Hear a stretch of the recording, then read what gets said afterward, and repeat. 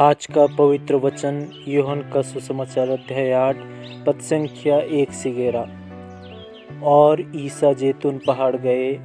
वे बड़े सवेरे फिर मंदिर आए। सारी जनता उनके पास इकट्ठी हो गई थी और वे बैठकर लोगों को शिक्षा दे रहे थे। उस समय शास्त्री और फरीसी व्यभिचार में पकड़ी गई एक स्त्री को ले आए और उसे बीच में खड़ा कर उन्होंने ईसा से कहा, गुरुवर, यह स्त्री व्यभिचार करते हुई पकड़ी गई है। संहिता में मूसा ने हमें ऐसी स्त्रियों को पत्थरों से मार डालने का आदेश दिया है। आप इसके विषय में क्या कहते हैं? उन्होंने ईसा की परीक्षा लेते हुए कहा, जिससे उन्हें उन पर दोष लगाने का कोई आधार मिले। ईसा झुककर उंगली से भूमि पर लिखते रहे। जब वे उनसे उत्तर देने के लिए आग्रह करते रहे तो ईसा ने सिर उठाकर उनसे कहा, तुम में जो निष्पाप हो वह इसे सबसे पहले पत्थर मारे। और वे फिर झुककर भूमि पर लिखने लगे। यह सुनकर बड़ों से लेकर छोटों तक सब के सब एक एक कर खिसक गए। ईसा अकेले रह गए और वह स्त्री सामने खड़ी रही। तब ईसा ने सिर उठाकर उस से कहा, नारी, वे लोग कहाँ हैं? क्या एक ने भी तुम्हें दंड नहीं दिया? उसने उत्तर दिया, महोदय, एक ने भी नहीं। इस पर ईसा ने उससे कहा, मैं भी तुम्हें दंड नहीं दूंगा। जाओ और अब से फिर पाप नहीं करना।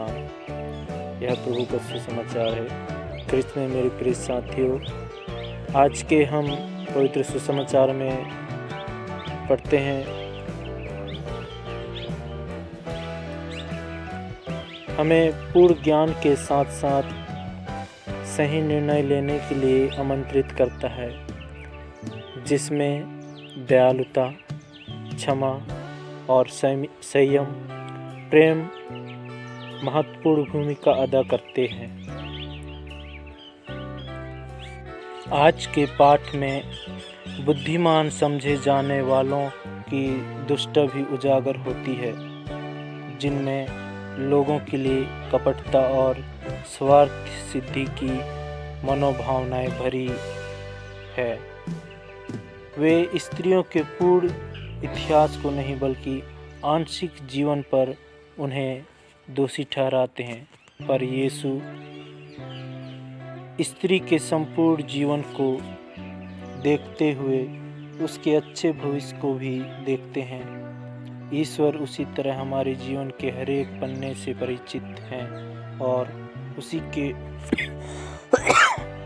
मद्देनज़र हमें पुनः मौका देते हैं। आज हम उन परिस्थितियों पर मनन चिंतन करने की कोशिश करें जहां हमने आंशिक ज्ञान के कारण अपने संबंधों को विखंडित किया है।